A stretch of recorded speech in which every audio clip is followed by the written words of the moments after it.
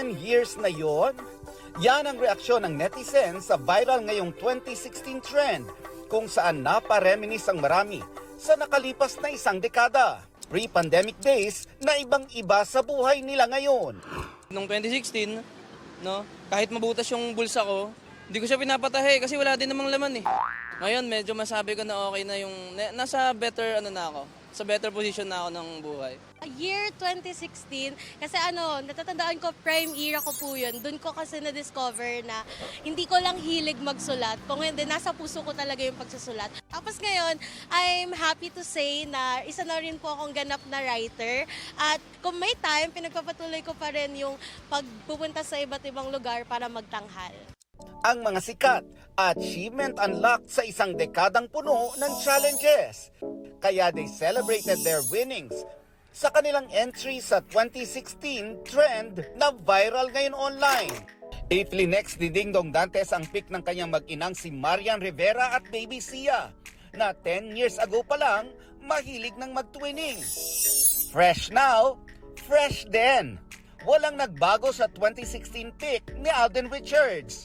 Power lifter yarn? Ibang-iba si Andrea Torres noong 2016, lalo't start pa lang ng projects niya as a leading lady. Believe it or not, vibing ala Britney Spears si Benjamin Alves noong 2016 nang sumali siya sa lip sync battle sa GMA.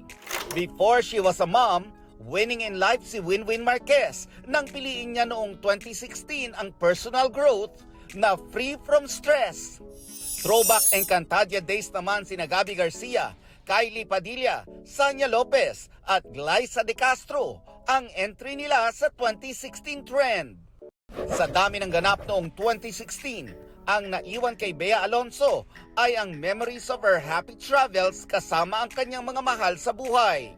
Happy parents na ngayon, pero noong 2016, starting pa lang sa real life adulting, and their forever love story sina Megan Yang at Mikael Daes. Ang Mars na si Susie Entrata, nagbalik tanaw sa kanyang fun times kasama ang unang hirit barkada.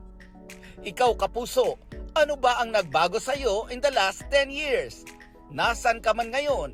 Trust your own pace, ika nga, dahil ang buhay, hindi karera.